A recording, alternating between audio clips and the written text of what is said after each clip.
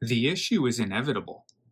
You're going to find a target that you absolutely love and have to image, but it doesn't quite fit your field of view.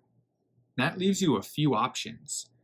Buy a focal reducer that can cost upwards of hundreds of dollars, or buy a new telescope that has the field of view that you're looking for, and that can cost hundreds, if not thousands of dollars. But why do that? That's where mosaics come in. And don't fear them. They're actually very easy to do, and I'm going to show you how to do them. Hey everyone, it's Tony with Hidden Light Photography. And this has happened to all of us. And if it hasn't happened to you yet, it's eventually going to. You find that perfect target that you want to image, and you find out that it's too big for your field of view. Now, this is actually easier to solve than if the target is too small for your field of view. And what we're going to be talking about today is mosaics. And mosaics are multiple panels that are imaged to get one big target into full frame. And I'm going to show you how to set those up and how to stitch them together in PixInsight. So if you haven't done so yet, hit that subscribe button. I don't want you to miss out on any valuable information. Now let's head on over and learn about mosaics. So the problem is, you come across an image that you absolutely love. We'll take IC 1805 for example. You go to set it for framing, and you realize it's way too big for your field of view. Well, good news is that problem is actually really easy to solve. What you'll do is create a mosaic. So the horizontal panels and vertical panels is how you build your mosaic. So we'll add a horizontal panel, and let's add 3 vertical panels. We'll go ahead and set a rotation, and then we frame it the way we want. Now we can actually fit the entire target into one image. So what we'll do is we'll come down. You'll see on the mosaic panels all of your coordinates, your rotation, and then what we'll do is we'll add this to a sequence. And you'll see each of your panels is set to be imaged. Now what I would do is this little save icon, we go ahead and we save each sequence. Make sure to pick a folder that you can find it in. And we'll go ahead and we'll save each panel so we can come back to it. We'll save panel 4, and we'll move all the way down. Panel 3.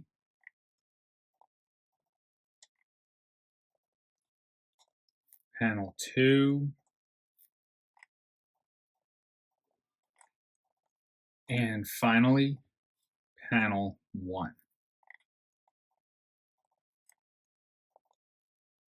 Now, since this more than likely cannot be done in one night, if we were to, let's say we image panel 1 the first night, then what we'll do is we'll load a target, go back to where we saved the panels, we'll load up panel 2, and there's panel 2. You'll set your sequence. Then when you're done with panel 2, we'll load a target, and we'll go ahead and image panel 3, so on and so forth. Now, having everything saved like this and being able to load it, it saves the coordinates, it saves the rotation. It even saves if you put in all of your other information, your slew, center, rotate, guide, if you're doing all of that, autofocus, it'll save all of that information in there. So all you have to do is just load the panel and go about imaging. Once you have your panels done, the next step is to load them into PixInsight and process them with WBPP. And if you need help with WBPP, I do have a tutorial on exactly how to use it. I'll have a link to that tutorial in the description of this video. Now, once you have all of the panels for your mosaic image, what you're going to do is process them individually through WBPP. In other words, you'll process panel 1, then panel 2, then panel 3, so on and so forth. Once you're done processing all of your panels through WBPP, what you're going to do is grab your master light files for each panel, and you're going to use the non-auto-cropped version. Now, this is important because WBPP can apply a different crop for one panel than another, and you want them to be even. So grab each of the master light files for each panel, the non-auto-cropped version. I would name them for what they are, panel 1, panel 2, so on and so forth, and put them in a common folder. What I did here is in my YouTube Mosaic folder, I did just that. I named each of my master light non-auto crop for what panel it is and put them in a common folder. The first step is going to be script, image analysis, and image solver. And what you'll do is go to list of files. You're going to add files, and this is why I recommend naming for what they are and putting in a common folder. You can just grab all of them at once, put them in. Make sure your date and time is correct. Your site location, I recommend topocentric. Make sure your site location is correct. Your focal length is correct for your OTA, the primary imaging camera pixel size. We're going to go to search for your target. In this case, I used IC 1805. And then you'll pick the closest to the center of the target. So I'm just going to use IC 1805. Reference system, ICRS. Everything else default. Hit OK. And PixInsight is going to go ahead and plate solve each of the panels. So this can sometimes take a few minutes. I will go ahead and bring you back as soon as that is done.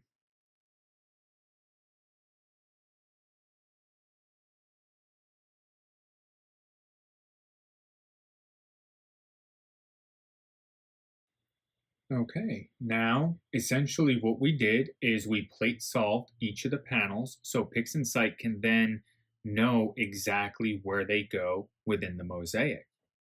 In fact, if we open up our folder, we now have each of the panel with an underscore WCS. These panels now have the astrometric solution in the metadata. So what we're going to do is go to script, mosaic, mosaic by coordinates. We'll go ahead and add files, and we're going to choose each of the panels with the underscore WCS. Projection mnemonic, and everything else default. Hit OK. And I will bring you back as soon as this is done.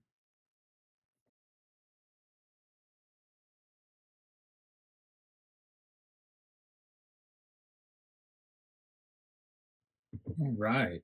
Now, I mentioned that we had the astrometric solution for each panel, which then allows PixInsight to locate exactly where your panels fit in the mosaic. And what I meant by that, let's head back into our folder, and what you'll find is now each panel with an underscore registered.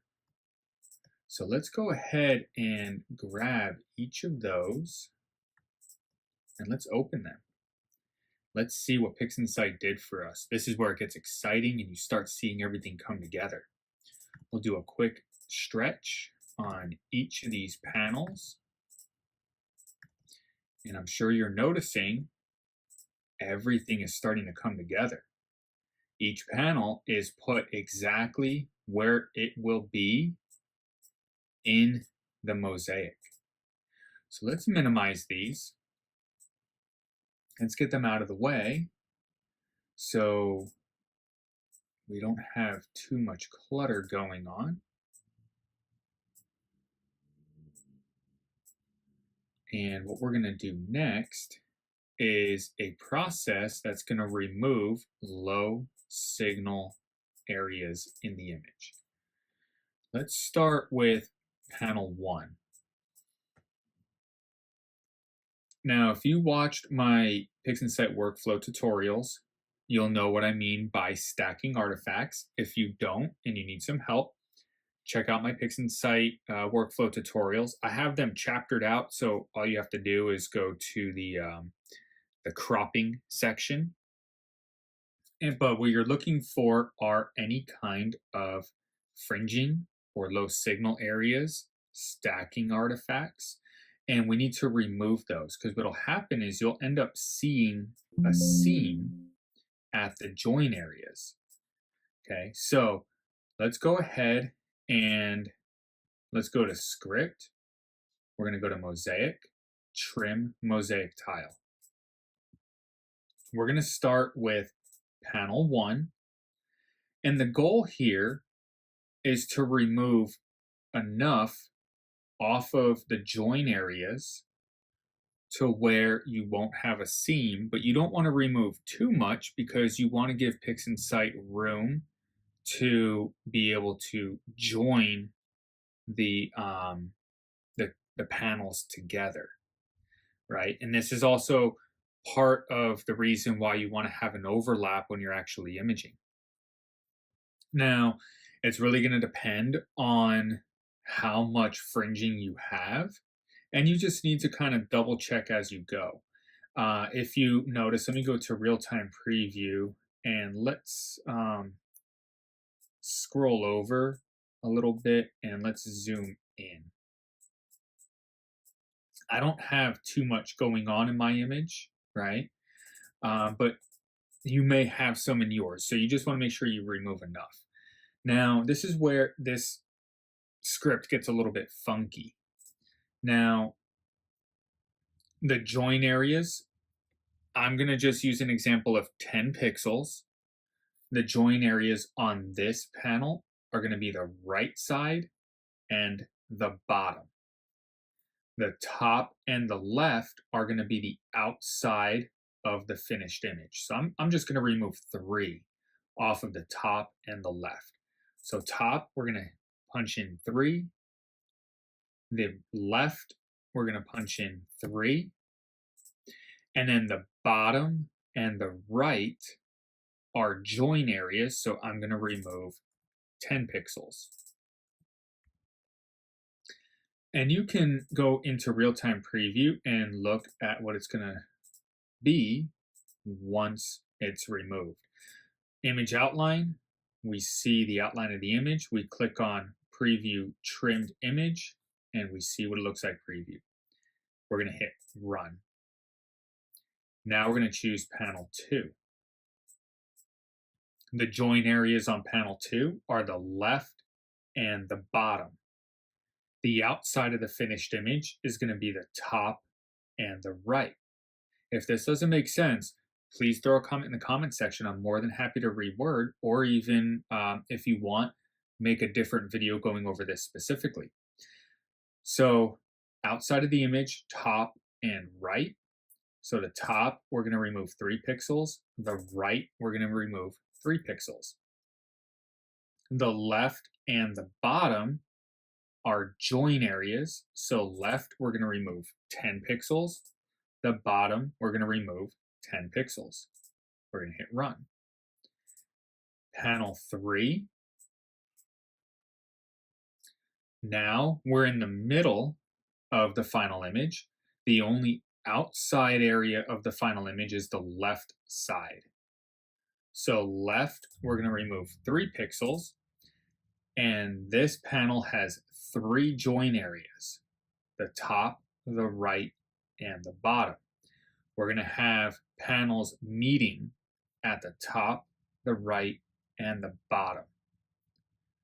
So the top, we're going to remove 10 pixels. The right, we're going to remove 10 pixels. And the bottom, we're going to remove 10 pixels. Hit run. Now, panel 4, the outside of the final image is the right side. So we're going to remove 3 pixels from the right side. Then this image also has 3 join areas where other panels are going to meet it.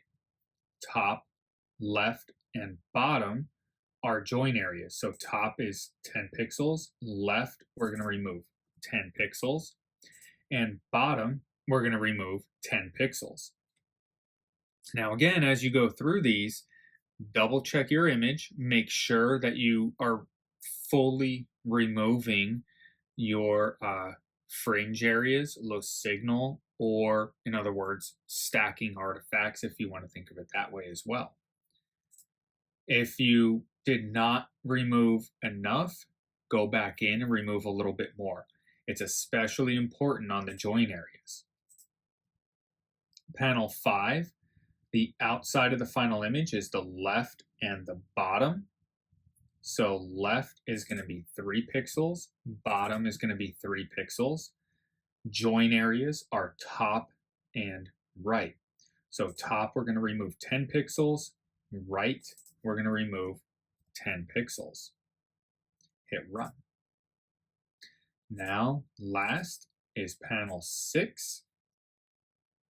Join areas, top and left. So top, we're going to remove 10 pixels.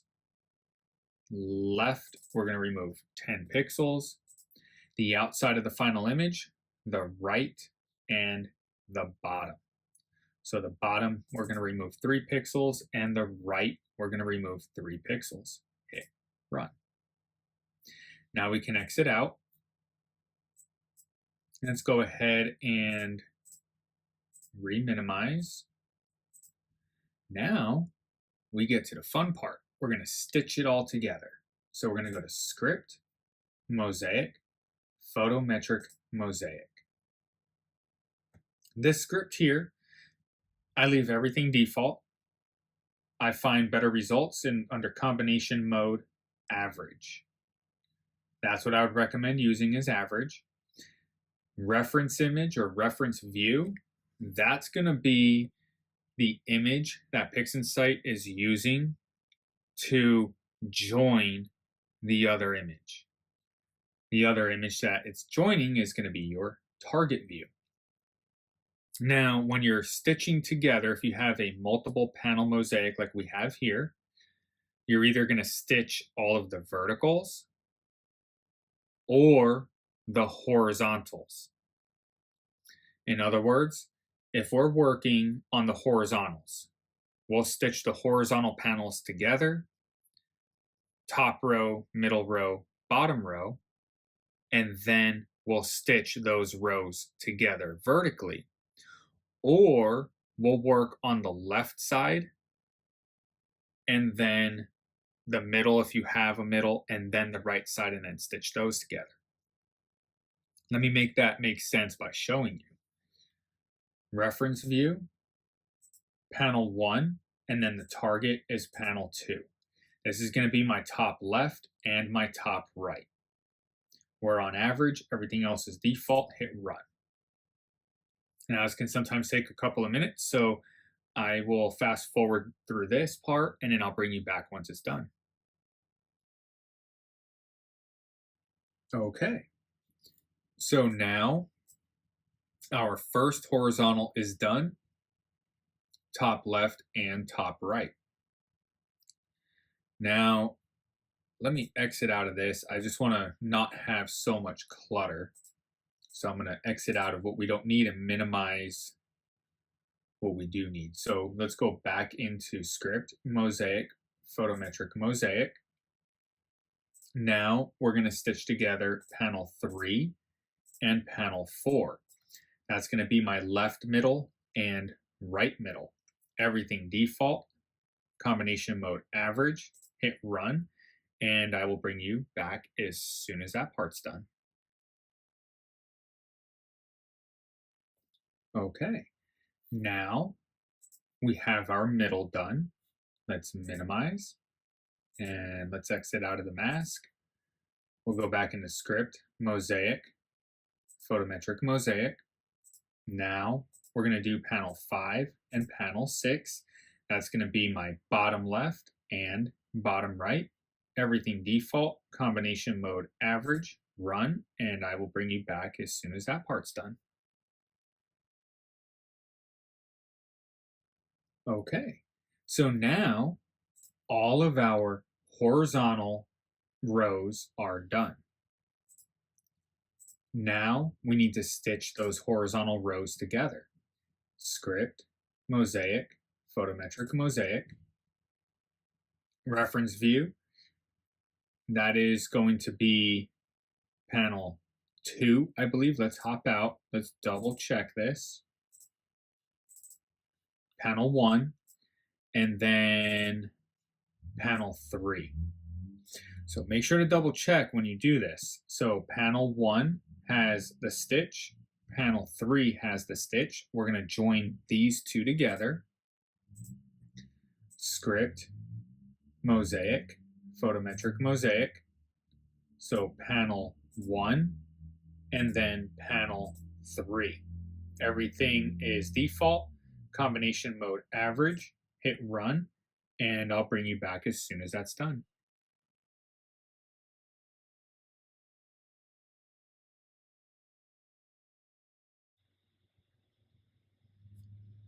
Perfect. Now, the last step here, as you notice, panel 1 is the top 2 or the top and then the middle vertical joined.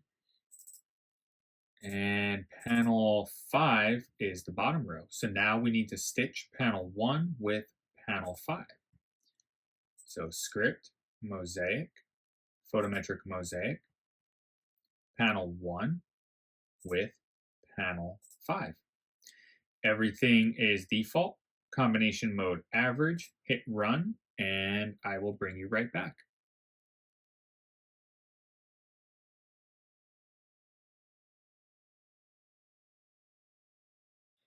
And there we go. Let's exit out of photometric mosaic. These red lines that you've been seeing, they're just masks. Control K gets rid of the mask. And we have our mosaic stitched together. Now, one final thing here. Let's go ahead, go to process, all processes. Let's go to dynamic crop. Let's go ahead and crop this image. And we'll get all of these goofy areas out that happen during imaging. There we go. Let's go ahead and accept that. It's just letting us know astrometric solution will be deleted. That's okay. Let's go to screen transfer function. 24-bit stretch factor is enabled. Let's do an unlinked stretch. And when we zoom in, we'll go around. No seams. This came out beautifully. And that is all that it takes to stitch together a mosaic. Now, the last thing that I would do is go to File, Save As, go into your folder that you have all of your panels in, and then I would name this, something along the lines of, well, this is IC 1805, and then we'll go master join, so you know that this is the master file for all of the join pieces. And then I would save it so you don't lose all of your hard work. Make sure it's saved as an XISF file so you can come back in and edit it. And then from here, you would just process this image like you normally would with your PixInsight workflow. So I hope that you found that useful. If you did, do me a favor. That channel icon that just popped up, hit that channel icon and subscribe. I don't want you to miss out on any valuable information. Drop a comment in the comment section. What questions do you have? What method do you use for stitching together a mosaic? And then check out that next video. Until the next time, clear skies.